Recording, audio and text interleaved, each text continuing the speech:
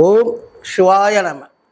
சிவவாக்கு ஜோதிடர் ருத்ர ஜெயக்குமார் ஸ்ரீ வாங்கி 27 நம்ம சேனலில் பல வீடியோகள் விட்டுருக்கோம். இப்போ கிட்டத்தட்ட ஒரு வருஷமாக விடுறதில்லை. இனிமேல் நம்ம சேனலை பொறுத்த வரைக்கும் கண்டினியூவாக உங்களுக்கு ஆன்மீகம், பரிகாரம், கோவில், குளம், அரசியல், விளையாட்டு அத்தனையும் தெளிவாக சொல்லப்படும். மாதம் 3 நாள் இது 4 வீடியோ வரும். அதனால் நம்ம சேனலை இனிமேல் நீங்கள் சப்ஸ்கிரைப் பண்ணி கண்டினியூ பண்ணிக்கிங்க. உங்களுக்கு நிறைய விஷயங்களை நான் சொல்ல காத்துட்ருக்கேன். இந்த எலெக்ஷனை பொறுத்த வரைக்கும் மிக கடினமான எலெக்ஷனாக இருக்கு. இந்த எலெக்ஷனை பொறுத்த வரைக்கும் நம்மளோட கணிப்புப்படி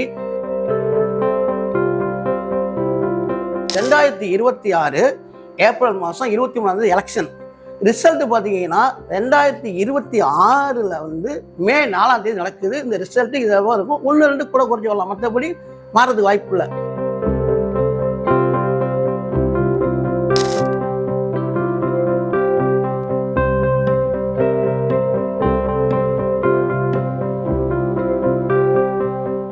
ஐயா வணக்கம். நீங்கள் 2001லேருந்து 2021 வரைக்கும் எலெக்ஷனில் கணிச்சதெல்லாம் நடந்திருக்கு. வரப்போகிற 2026 சட்டமன்ற தேர்தலில் நீங்கள் என்ன மாதிரி கணிச்சிருக்கீங்க? நல்ல கேள்வி கேட்டீங்க.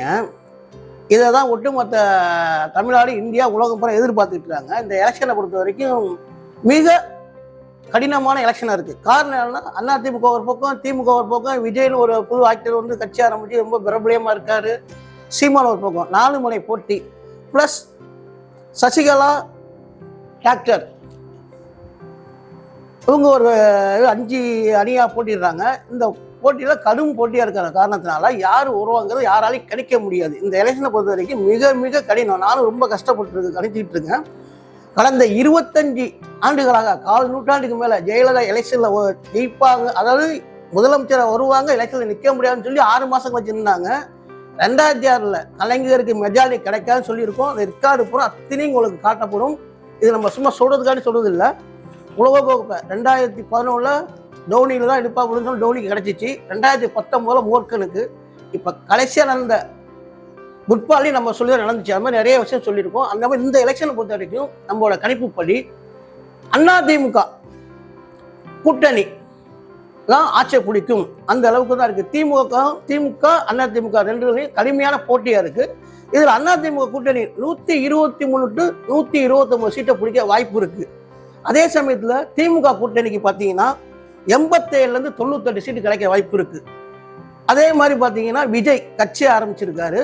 விஜய் கட்சியை பொறுத்த வரைக்கும் 6 to 13 சீட்டு கிடைக்கிறதுக்கான வாய்ப்புகள் இருக்குது. இதுதான் இப்போ இந்த வரப்போகிற எலெக்ஷனோட அமைப்பு. ஐயா நல்லா பதில் சொன்னீங்க ஐயா. இதில் இப்போ யார் யாருக்கு எத்தனை சீட்டு கிடைக்கும், இதை பற்றி எதாவது சொல்ல முடியுங்களா? கண்டிப்பாக, அதான் நம்ம முக்கியம். இதை தான் கணிச்சிருக்கேன். இது வரைக்கும் தமிழ்நாட்டில் எந்த அரசியல் எந்த கணிப்பும் சொல்ல எப்போதும் நம்ம சொல்கிறது தான். அதாவது ஏடிஎம்கே கூட்டணி தனிச்சு இல்லை, கூட்டணி 123 to 129. அதிமுக தனிச்சு 84 to 92 சீட்டு கண்டிப்பாக பிடிப்பாங்க. BJP 8 to 13. பிஜேபி நிற்கிற சீட்டு 27 சீட்டு நிற்குது. பிஜேபி இந்த வாட்டி பிடிக்க போகிற சீட்டு 8 to 13 கண்டிப்பாக பிடிப்பாங்க. அடுத்து பாமக, அன்புமணி ராமதாஸ் ஐயா தலைமையிலான பாமக 18 இடம் நிற்கிறாங்க. 18 பார்த்தீங்கன்னா அவங்க 9 to 12 சீட்டு கன்ஃபார்மாக பிடிப்பாங்க. அதே மாதிரி தினகரன் கட்சியை பொறுத்த வரைக்கும் 11 சீட்டு நிற்கிறாங்க. இதில் 3 to 5 சீட்டு கன்ஃபார்மாக வெல்லுவாங்க. அடுத்து பார்த்தீங்கன்னா தமிழ் மாநில காங்கிரஸ், அதிமுக கூட்டணியில் இருக்க என்டிஏ கூட்டணியில் தமிழ் மாநில காங்கிரஸுக்கு 5 சீட்டு கொடுத்துருக்காங்க. 5ல் 1 to 2 சீட்டு பிடிக்க வாய்ப்பு இருக்கு. இது இல்லாமல் அந்த கட்சியில் முதிரி கட்சியாக நிற்கிறாங்க. ஒரு 5-6 பேர் நிற்கிறாங்க.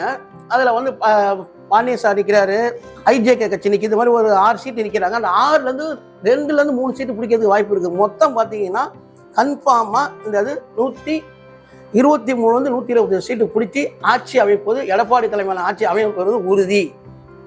அடுத்து அதே மாதிரி பார்த்தீங்கன்னா திமுக கூட்டணியை பொறுத்த வரைக்கும் 87 to 98 சீட்டு கூட்டணிக்கு. தனியாக திமுக பிடிக்கக்கூடிய சீட்டு பார்த்தீங்கன்னா 70 to 86 சீட்டு பிடிப்பாங்க. அதில் காங்கிரஸ் 28 சீட்டு போட்டிடுது. காங்கிரஸுக்கு இந்த மாதிரி கிடைக்கப்படுற சீட்டு 6 to 8 வரைக்கும் தான். அதுக்கு மேலே கிடைக்க வாய்ப்பு இல்லை. அடுத்து விடுதலை சிறுத்தை கட்சிகள். விடுதலை சிறுத்தையை பொறுத்த வரைக்கும் 8 இடத்துல போட்டிடுறாங்க. அவங்க ஏற்கனவே 4 எம்எல்ஏ இருக்காங்க. இப்போ 2 to 3 சீட்டு தான் முன்னாடி பிடிப்பாங்க. அந்த அளவுக்கு தான் இருக்குது. அடுத்து அந்த திமுக கூட்டணியில் கம்யூனிஸ்ட் இருக்குது. 2 கம்யூனிஸ்ட் இருக்குது. இந்திய கம்யூனிஸ்ட், மார்க்சிஸ்ட் ரெண்டுமே இருக்குது. 2க்கு 5 5 10 சீட்டு கொடுக்குறாங்க. இந்த 10 சீட்டில் 2 கம்யூனிஸ்ட் சேர்ந்து 3லேருந்து 4 சீட்டு தான் பிடிக்கும். அடுத்து தேமுதிக பிரேமலதா தலைமையிலான கட்சி, அந்த கட்சி வந்து 10 சீட்டில் போட்டி விடுது. அந்த கட்சிக்கு 1லேருந்து 3 சீட்டு கிடைக்கிறதுக்கான வாய்ப்பு இருக்குது. இழுபறியில் தான் இருக்குது, கன்ஃபார்மாக சொல்ல முடியாது. அப்படியே வந்தால் 1லேருந்து 3 தான் வரலாம், அதுவும் கன்ஃபார்ம் கிடையாது. அதுக்கப்புறம் மற்றவைனா ஒவ்வொருத்தரும் அந்த கட்சியில் முஸ்லீம் கட்சி இருக்குது, ஓபிஎஸ் இருக்காரு, கருணாஸ் இருக்காங்க, இந்த மாதிரி பல பேர் இருக்காங்க. அவர் 10 சீட்டு மேலே போட்டிடுறாங்க. அந்த 10ல் அவங்க ஜெயிக்க போகிற சீட்டு 2லேருந்து 4 தான். மொத்தத்துக்கு 87லேருந்து 98 தான் பிடிப்பாங்க. இதுதான் திமுக தலைமையிலான கூட்டணியோட சீட்டு. 2026 ஏப்ரல் மாதம் 23 எலெக்ஷன். ரிசல்ட் பார்த்தீங்கன்னா 2026 வந்து மே 4 நடக்குது. இந்த ரிசல்ட்டு இதாக இருக்கும். 1-2 கூட குறைஞ்சி வரலாம், மற்றபடி மாறதுக்கு வாய்ப்பு இல்லை. அதே சமயத்தில் எல்லாம் ஆவலோட எதிர்பார்க்குற மாதிரி விஜய் ஒரு கட்சி ஆரம்பித்து தனியாக இருக்காரு. விஜயை பொறுத்த வரைக்கும் தாண்டி 6லேருந்து 13 சீட்டு விஜய் கட்சி பிடிக்கிறதுக்கான வாய்ப்பு இருக்குது. அடுத்து பார்த்தீங்கன்னா சீமான், இவங்க சசிகலா, டாக்டர் ராமதாஸ் மற்றும் சுவச்சைகள்லாம் இருக்காங்க. மற்றவின் பேர் அதுக்கு போட்டிருக்கேன். அந்த மற்றையில் வந்து சீமான் கட்சி உள்பட எல்லாம் சேர்த்து தான் சொல்கிறேன். அதில் இந்த வாட்டி 1லேருந்து 3 சீட்டு பிடிக்கிறதுக்கான வாய்ப்புகள் பிரகாசமாக இருக்குது. இப்படி தான் இந்த 2026 எலெக்ஷன் கண்டிப்பாக அமையும். சரிங்க, இப்போ தமிழ்நாட்டு மக்கள் எல்லாம் எதிர்பார்க்கறது வந்து விஜயோட அரசியல் எப்படி இருக்கும், அவரோட அரசியல் எதிர்காலம் எப்படி இருக்கும் அப்படின்னு. விஜயை பொறுத்த வரைக்கும் அவர் வந்து வயசு 51 முடிஞ்சு 52 வயசு நடந்துகிட்டு இருக்கு. கடக ராசி, சுக்கிர திசை நடந்துட்டு இருக்கு. 4 கிரகம் வேலிவேஷனாக இருக்குன்னு ஏற்கனவே சொல்லியிருக்கேன். உதயநிதி, விஜய், அண்ணாமலை பற்றி. அந்த அடிப்படையில் விஜய் தமிழ்நாட்டில் கட்சி ஆரம்பிப்பாப்புல 2024 ஆரம்பிப்பாப்புல, எலெக்ஷனில் நிற்க மாட்டாப்புல. 2026 எலெக்ஷன் நிற்கும்போது நம்ம தான் சொன்னால் நம்ம சேனல் ஸ்ரீ வாங்கி நம்ம சேனல்லே இருக்குது, அதை பார்த்துக்கலாம் நீங்கள். அந்த அடிப்படையில் ஒரு ஜாதக அடிப்படையில் இவருடைய எதிர்காலம் அரசியலில் வந்து பிரகாசமாக இருக்குது. அதுக்குள்ள ஜாதக அமைப்பெல்லாம் இருக்குது. ஆனால் இந்த எலெக்ஷனை பொறுத்த வரைக்கும் அவரை நினைக்கிற மாதிரி, மக்கள் நினைக்கிற மாதிரி எல்லாரும் டிவியில் உட்காந்து சொல்லிட்டு இருக்காங்க, 150 சீட்டு பிடிப்பாரு, 120 சீட்டு பிடிப்பாரு, ஆட்சியை பிடிச்சிருவாரு. அதெல்லாம் ஒன்றும் நடக்காது. 6 to 13 வரதே பெரிய விஷயம். இதில் குறையலாம தவிர கூடுறதுக்கு வாய்ப்பு கிடையாது. அதே சமயத்தில் விஜய் இதுதான் அரசியல் அனுபவம். இந்த அனுபவத்தை வச்சு வரப்போகிற எலெக்ஷன்களில் வந்து கட்சியை வளர்த்து கிட்டத்தட்ட 70,000 பூத்து இருக்குது தமிழ்நாட்டில்.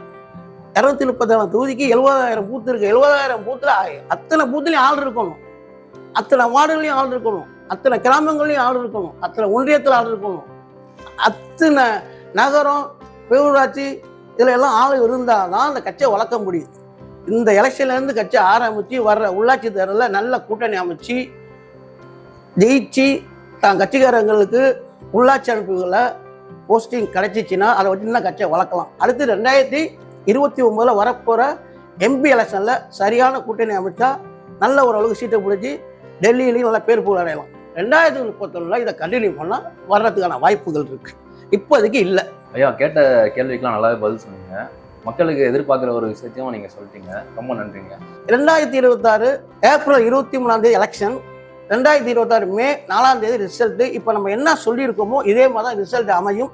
கண்டிப்பாக அப்படி தான் அமையும். நன்றி, வணக்கம். ஓம் சிவாய நம. அமோகமாக இருக்கணும்.